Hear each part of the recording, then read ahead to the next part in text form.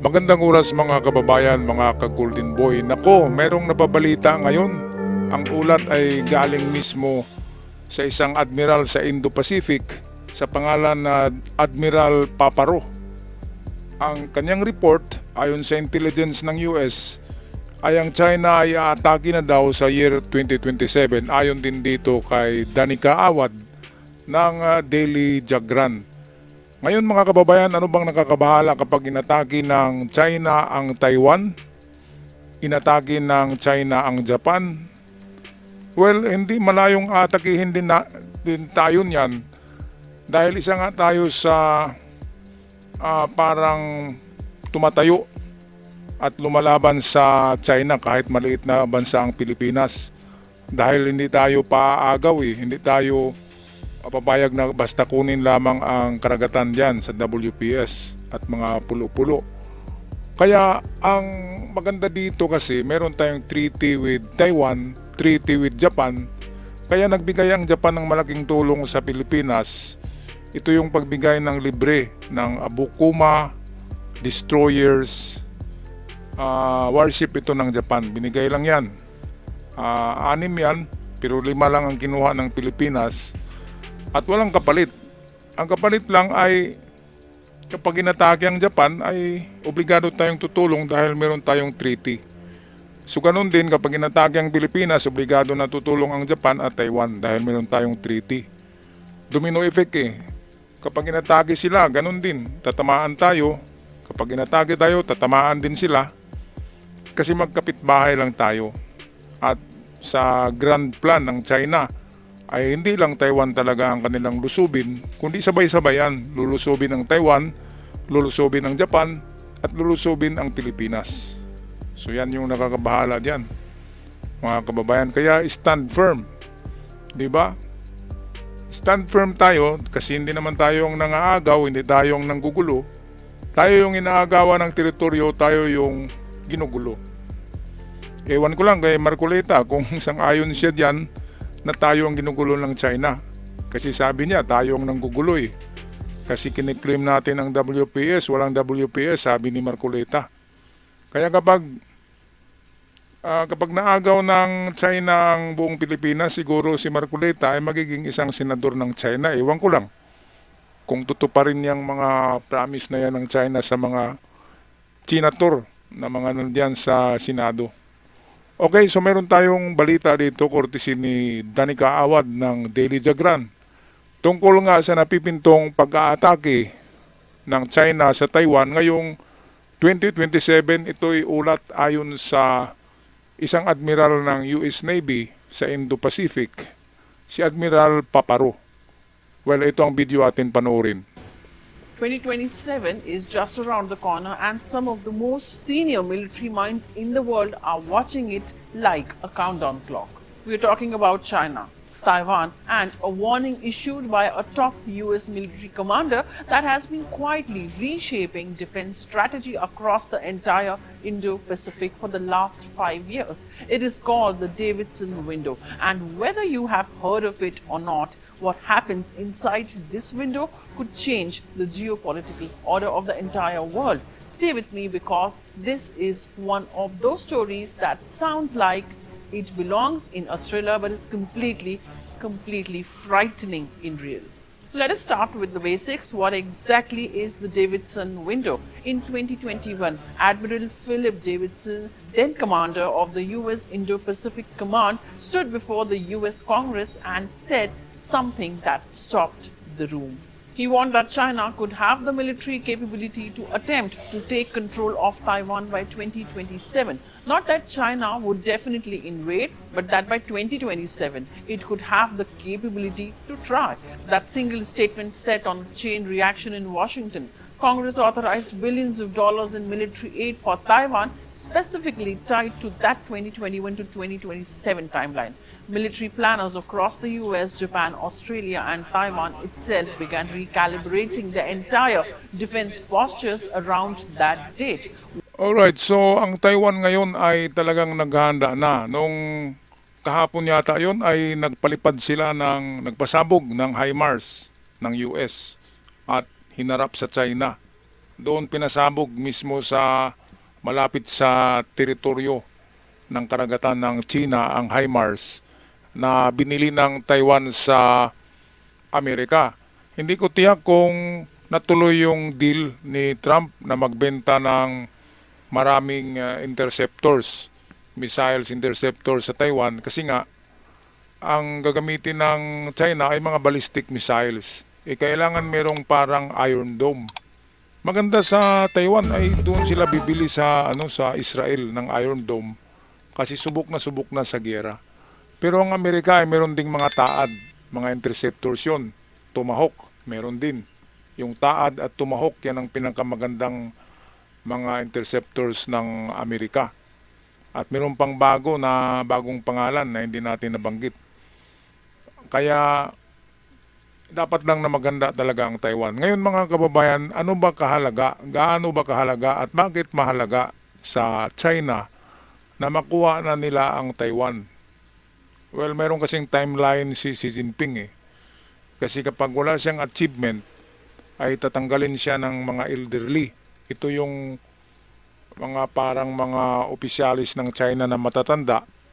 Yun kasi ang magtatalaga kung sino ang gagawin nilang pinuno ng bansa katulad ni President Xi Jinping. So kailangan merong maipakita si Xi Jinping na military action. At kapag wala, 2028 ay tatanggalin siya ng mga elderly officials ng China. At hindi lang yan, ayon sa mga narinig ko, ang Taiwan ay sa ekonomiya, mayaman na bansa yan. At yan ang number one exporter ng lahat ng itong electronics components sa electronics, lalo na itong katulad ng binibenta sa Silicon Valley, itong mga silicon chips. Mga silicon chips katulad ng mga IC, transistors, mga diodes, yun yung nandyan talaga sa mura lang ang pagbenta ng Taiwan. Kaya dyan bumibili ang buong mundo para sa electronics component. So isa lang yan.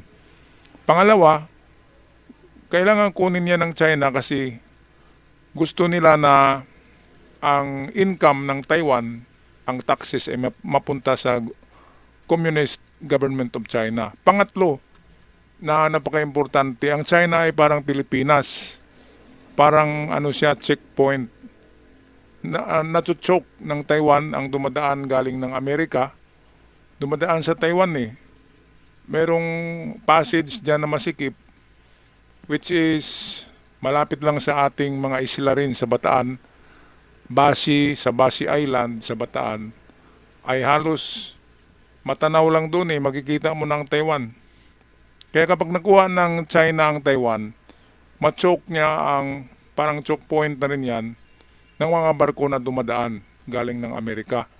At pangalawa ay malapit na ang Taiwan sa Japan, pwede ring i-invade ng China ang Japan. And then kapag nakuha ng dalawa, invade na rin ng Pilipinas, nakuha na ang tatlong bansa, at saka yun na yung panahon na aatake na sila sa US. Kaya ayaw ng US ma-invade ang Taiwan. Kasi parang larong chess at dama yan eh. Kapag kukunti na lang tauhan mo, kukunti na lang ang depensa ng Amerika. Ang Taiwan, Japan, Pilipinas, ginawang depensa ng Amerika, tinatawag na First Island Chain. At kapag nakuha yan ng China, malaya nang makapasok ang kanilang mga submarino at mga barko papuntang Guam, papuntang US territory. Kaya ayaw ng US na mangyari yan, kaya didipinsa ang US sa Pilipinas, sa Taiwan at Japan. Alright, balik tayo kay Danica Awad ng Daily Jagran. Admiral's testimony essentially rewired how the world thinks about the Taiwan question. Now, here is why 2027 is such a loaded year for China specifically. It is not random, viewers. The year 2027 marks the 100th anniversary of the founding of the People's Liberation Army. It will also come just before the 21st National Congress of the Chinese Communist Party, where Xi Jinping is widely expected to seek yet another term in power. If he gets it, Xi's will become China's longest serving paramount leader since Mao Zedong. And on top of all of that, 2027 marks the deadline for a PLA modernization goal that Xi himself set, instructing the military to develop the capabilities needed to fight and win modern wars. So you have a military anniversary, a political leadership moment, and a modernization deadline, all landing in the same year. And this is not a coincidence, that is a convergence. But here is where it gets more nuanced. Is China actually going to invade Taiwan next year, 2027? The honest answer, based on the most current intelligence available, is probably not. A US intelligence assessment released in March 2026 this year concluded that China does not currently plan to invade Taiwan in 2027 and has no fixed timetable for reunification. Former CIA Director William Burns said she had instructed the PLA to be ready to conduct an invasion by 2027, but was later clear that this did not mean a decision to launch one had been made. Xi himself reportedly told US officials in 2023 that no such plans existed. Beijing has consistently said it prefers reunification without force if possible. So 2027 is not a launch date, it is a readiness date, and that distinction matters enormously.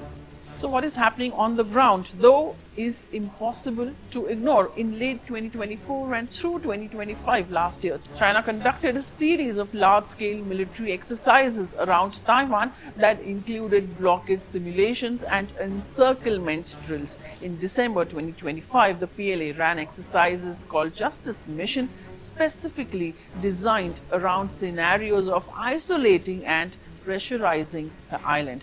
Dozens of Chinese aircraft sorties and multiple naval vessels are now regularly detected around Taiwan as a part of what military analysts call gray zone operations. These are actions that fall just short of open conflict but are designed to exhaust, intimidate, and test Taiwan's defenses and responses continuously. It is pressure without a declaration of war, and it is relentless.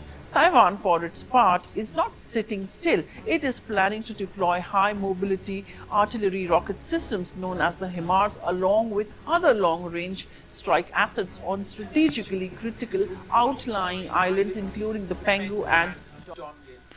At ito ang sigurado, mga ka-Golden Boy, mga kababayan. Ayon kay Donald Trump, hindi mangyaring aatake. Hindi, never that China would attack Taiwan, Japan, Philippines in his term. Sa termino ni Donald Trump ay hindi mangyaring aatake ang China dahil meron silang sikretong usapan ni Xi Jinping. It's either economic, di ba? Kasi kapag bibili ang China, bulto-bulto ang bili ng China ng produkto ng Amerika eh. Ang Amerika ganun din, bulto-bultong bumili. Ang Amerika, ang the largest buyer of Chinese goods ay ang Amerika. Pangalawa lang ang Europa. Kaya ayaw ni Xi Jinping na mawala ang Amerika as a customer sa negosyo ng China. So ganun din ang Amerika. Kaya sabi ni Trump, hindi mangyaring magkagera habang siya ang presidente ng Amerika. Kaya kung pwedeng bigyan natin ng pangalawang termino si Donald Trump, marami tayong Pilipino na bubuto, yung mga nandun na Pilipino sa Amerika. Maganda kapag may second term si Trump para hindi matuloy ang invasion ng China.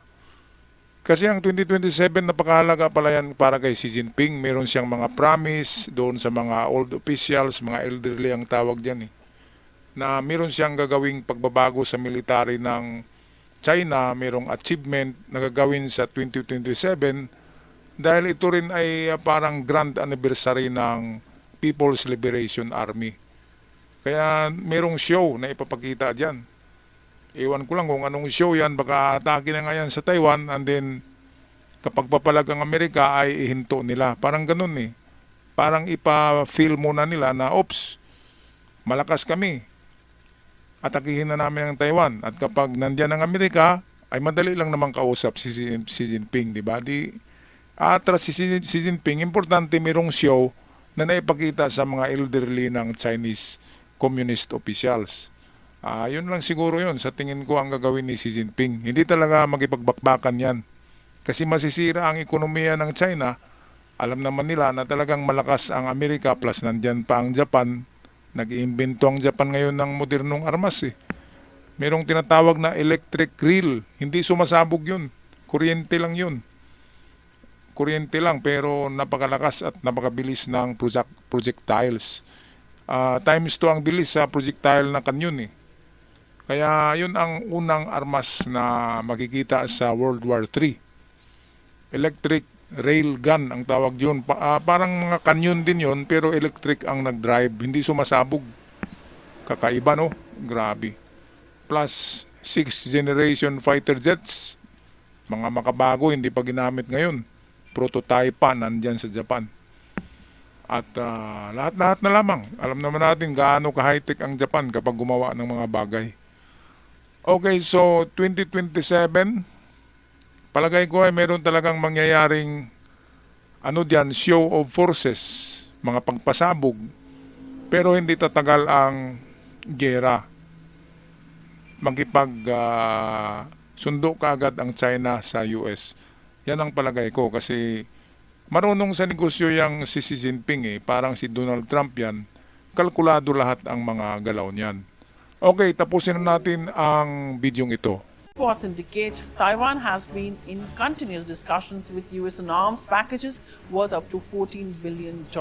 It is investing heavily in asymmetric warfare, drones, mobile launchers, and systems specifically designed to make any Chinese amphibious assault as costly as possible. The strategy is not to match China jet for jet or ship for ship. It is to make the price of invasion so catastrophically high that Beijing decides the risk is not worth it. And then there is the United States. The Trump administration has at times sent genuinely mixed signals on how Washington would actually respond if China moved on Taiwan. Now, Trump himself claimed that Xi had personally assured him China would not attack Taiwan during his presidency. Beijing has not confirmed any such understanding, although US officials continue to publicly reaffirm support for Taiwan's defense. Ayun mga kababayan, so konfirmado, ito sinabi ni Trump na hindi nga atake ang China during his term of presidency. Kaya malabong mangyari. Pero palagay ko dahil year 2027 ay yan ang taon na ipinangako ni Xi Jinping na ipakita niya sa Communist Party of China, sa buong mamamayan ng Communist China, ang kanyang mga achievement as a president ng China para makuha pa niya ang pangalawang termino ng pag-upo as President of the Communist Republic of China. Kaya yan, kailangan magpasiklab si Xi Jinping at in year 2027 ay mayroong malaking parang grand parade na ipaparada nila ang mga makabagong armas na bagong naimbento ng China at ipapakita sa buong mundo gaano sila kalakas. At palagay ko nga ay sasampur sila sa Taiwan, pasabugan nila ang Taiwan, di ba? At magkagulo ng ilang araw. At kapag papasok na ang Amerika, ay makipagbati na naman si Xi Jinping dahil nga kaibigan ni Xi Jinping si Donald Trump. At masisira ang ekonomiya ng China kapag ang Amerika ang magbigay ng sanctions at taripa, di ba mga kababayan? Kaya very calculated talaga itong giyera ng China kapag si Donald Trump pa rin ang president ng Amerika. Yan ang mahirap. Kung ibang presidente yun ay talagang inatake na yung Taiwan eh. Kung iba ang presidente ng Amerika, buti nga si Donald Trump ang nakaupo diyan. Ano kayang mangyari sa mundo kung wala si Donald Trump? Ang Iran ay magparami ng missiles, ipapasabog niya sa mga kalaban na bansa. Ang China ay atake sa Taiwan, kukunin ang Taiwan, Pilipinas at Japan. Pati pa Australia ay atakihin niya ng China eh. Kung hindi naging presidente si Donald Trump, siguro grabe ang gulo ng ating mundo. Sobrang gulo. Kasi walang kinakatakutan eh. Si Trump lang talaga ang kinakatakutan ng Russia at ng China, mga kababayan. Kaya kudos, maraming salamat. Merong Donald Trump na isang Salvador del Mundo, the savior of the world. Alright, so anong masasabi nyo dito mga kababayan tungkol sa napipintong pag-atake daw ng China sa Taiwan ngayong year 2027? Paki-comment sa ating comment section. Ako'y magpapaalam na, at sa mga bagong bisita sa channel, maraming salamat sa pag-subscribe, at sa aking mga followers, ako'y sumasaludo sa inyo. Ingat kayong lahat.